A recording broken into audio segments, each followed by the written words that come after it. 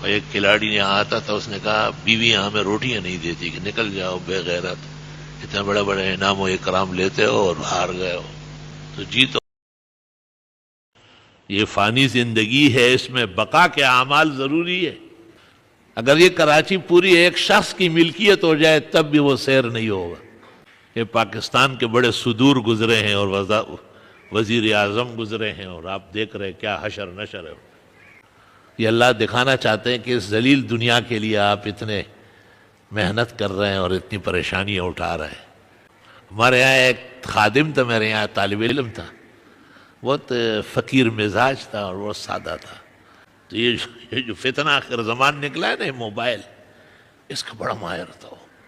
کچھ بھی ہو جائے بس اس کو پتہ چل جاتا کہ اس کو ایسا کرنا ہے ایسا کرنا۔ تو میں ان سے گپ شپ لگاتا تھا تو کہتا تھا کہ اظہار، اگر اس طرح آپ بخاری کے ماہر ہوتے تو لوگ مجھ سے نہیں تجھ سے بخاری پڑھنے آتے۔ میں کہتا یہ فضول چیز ہے، یہ کیا چیز ہے؟ اس کے لیے اتنی محنت ہو، اس قدر دیکھو تو راتوں رات لگے رہتے ہیں۔ ایک عذاب لوگوں کے لیے بنا ہوا ہے۔ ایک میاں بیوی امریکہ سے آئے، انہوں نے کہا ہمارے 4 یا 6 بیٹے ہیں، بہت شریف ہے، بہت نیک ہے، بڑی اچھی تعلیم کی ہے، موبائل سے نہیں ہٹتے ہیں، اب ہم شادیاں کرنا چاہتے ہیں۔ اور جب بھی دیکھو بیت الخلاء میں بھی، بستر میں بھی، ہر جگہ موبائل سے لگے رہتے ہیں۔ مجھے کہا کوئی دم درود؟ میں نے کہا یہ تو بہت مشکل دم درود ہے۔ ہائے ہائے ہائے، افسوس صد افسوس۔ کہتے موسیٰ علیہ السلام نے اللہ تعالیٰ کو کہا تھا کہ میں آپ کا کلیم ہوں، رسول ہوں، بنی اسرائیل کا پیغمبر ہوں، مجھے آپ نے توریت جیسی کتاب عطا کی ہے، کوئی اچھا والا وظیفہ تو دو کہ میں پڑھوں اور آپ بہت خوش ہوں۔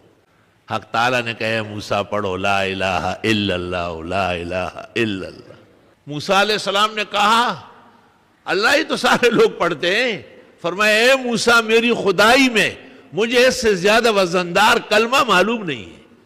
100 سال کا کافر اور 200 سال کا مشرک اور کتنا بڑا بدعمل اور بد چلن جب اس کلمے کو اختیار کر لے، دل سے تصدیق کر لے، زبان سے اقرار کر لے، زندگی میں اس کو نافذ کر لے، دھل دھل آ جاتا ہے۔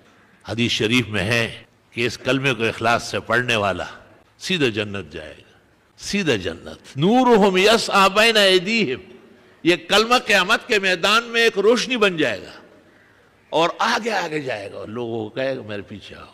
بدتمیز اور جو بد چلن لوگ ہیں منافقین، وہ اندھیرے میں ہوں گے، ادھر گر رہے ادھر گر رہے، ان کو کہیں گے ذرا تم ٹھہرو، ہم تمہارے پیچھے چلنا چاہتے ہیں، آپ کے پاس روشنی ہے۔ وہ کہیں گے یہ روشنی یہاں تو ملتی ہے، بنتی وہاں ہے۔ ارجعوا وراءکم فالتمسوا نورا، دنیا میں جاؤ وہاں سے اس کلمے کو اختیار کرنا ہے۔ وہ دنیا میں قیامت کے بعد کون آ سکتا ہے؟ اللہ تعالیٰ کا شکر کرنا چاہیے کہ اللہ نے ہمیں اسلام کا کلمہ نصیب فرمایا ہے۔ اللہ کا شکر کرنا چاہیے کہ ہمارے دل میں اس کی صداقت حقیقت بٹائی۔ اللہ تعالیٰ کا شکر کرنا چاہیے کہ ہم ابن عن جدن، نسلن نسبن، حالن معالن مسلمانوں کے ہاں پیدا ہوئے۔ دعا ہے کہ ہم سے قیامت تک مسلمان ہی پیدا ہوتے رہے۔ جو لوگ ایمان نہیں لائے ان کو دنیا کے کاموں میں الجھا دیا، وہ ٹیکنالوجی میں، ایٹمز میں، دنیا کی آباد کاری میں، کیونکہ وہ آخرت سے محروم ہے۔ لا خلاق لہم فی الآخرہ، وہ اسی دنیا کو سنواریں گے اور اسی دنیا میں وہ بظاہر بہت آگے بڑھیں گے اور حقیقت میں صفر ہوں گے۔ خود اپنے بچانے کا سامان ان کا نہیں ہوگا۔ وہ ایک لمحے کے لیے اپنے مرض ہٹا نہیں سکتے، اپنی موت ٹال نہیں سکتے، یہ نہیں معلوم کر سکتے کہ جسم کا کون سا حصہ پہلے مفلوج ہوگا، یہ نہیں جانتے کہ وہ پہلے مریں گے یا بیوی پہلے مرے گی، وہ مرے گا یا اولاد اس کی زندگی میں ہی ختم ہو جائے گی، کچھ بھی نہیں جانتے۔ نہ قدرت ہے اور نہ علم ہے، تو تمام سائنسی ایجادات وقتی کھیل اور تماشا ہے۔ لہو و لعب۔ ترمذی شریف میں بہت زیادہ زمینیں اور پلاٹ اور مکانات نہ خریدا کرو، فرمایا جانا مشکل ہو جائے گا، کیونکہ جب کم دولت ہوگی اور کم سامان ہوگا تو آدمی کہے گا بھائی یہاں تو کچھ خاص چیز نہیں ملی، اللہ تعالیٰ آخرت نصیب کرے۔ اور جب بڑی سلطنت اور لاؤ لشکر اور طویل و عریض زمینیں اور جائیداد اور باغات ہوں گے تو آدمی اس کے سوچ میں ہی عذاب میں مبتلا رہے گا۔ ترمذی کی حدیث میں آپ نے کہا ہے کہ زمینیں اور گھر اور یہ چیزیں بہت زیادہ نہ جمع کرو، بقدر ضرورت رہا کرو۔ تو تمام سائنسی ایجادات وقتی کھیل اور تماشا ہے۔ لہو و لعب، کھیل اور تماشا. کھیل تماشا جب مچا ہو تو لوگ بڑے خوش ہوتے ہیں، تالیاں بجاتے ہیں، واہ واہ واہ واہ واہ واہ. تھوڑی دیر بعد نتیجہ صفر ہو جاتا ہے، پھر انہیں کھلاڑیوں کو ٹماٹر اور انڈے مارتے ہیں. اور ایک کھلاڑی نے آتا تھا، اس نے کہا بیویاں ہمیں روٹیاں نہیں دیتی کہ نکل جاؤ بے غیرت، اتنے بڑے بڑے انعام و اکرام لیتے ہو اور ہار گئے ہو. تو جیت اور ہار تو کسی کے ہاتھ میں نہیں ہے، لیکن اللہ دنیا والوں کو دنیا کی وجہ سے ذلیل کرتا ہے. یہ تو ہر شخص کو پتا ہے. کون چاہتا ہے کہ وہ فیل ہو، ناکام ہو؟ اپنی عزت اور احترام کے خزائن اگر اپنے ہاتھ میں ہو تو برے دن کیوں قبول کرتے؟ کسی کو مٹی سے اٹھا کے اور تخنشین کر دیتا ہے، کبھی کبھی بڑے بڑے بادشاہوں کو نیچے گرا کے مٹی کر دیتا ہے. یہ قدرت کی اپنے دوائر ہے اور قدرت کی اپنی نیرنگیاں ہیں.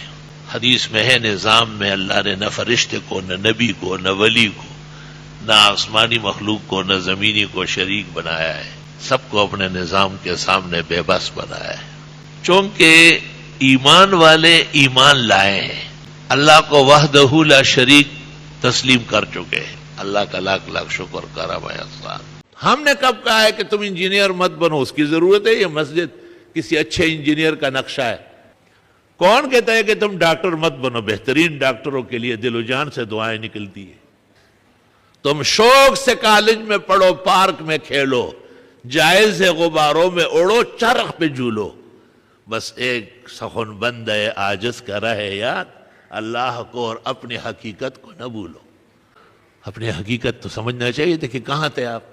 کچھ بھی نہیں تھے، اللہ نے پیدا کر دیا. کچھ بھی نہیں ہوں گے، غائب ہو جائیں گے. تو اس غیبوبت کی زندگی کے لیے سرمایہ تیار کر لو. وَلْتَنْظُرْ نَفْسُ مَا قَدَّمَتْ لِغَدٍ. ہر انسان سوچ لے کہ کل کے لیے کیا تیاری کی ہے اس نے. امام غزالی نے احیاء میں ایک فریاد کیا ہے اور اس نے کہا ہے جو ایمان تجھے یہاں خدا کی ناراضگی سے نہیں بچاتا، اس ایمان پر تو بھروسہ کرتے ہے کہ کل قیامت کے دن جہنم سے بچائے گا؟ وہ ایمان تیرا تو ادھر ہی پٹ چکا ہے.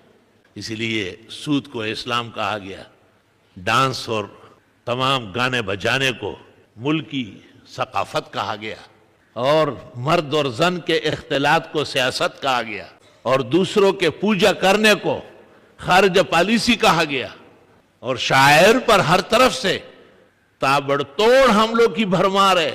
اس کا کوئی مداوا نہیں ہے، صرف فرضی طور پر احتجاج ہے، احتجاج احتجاج ہے. گھر چلے جاؤ، احتجاج پورا ہو.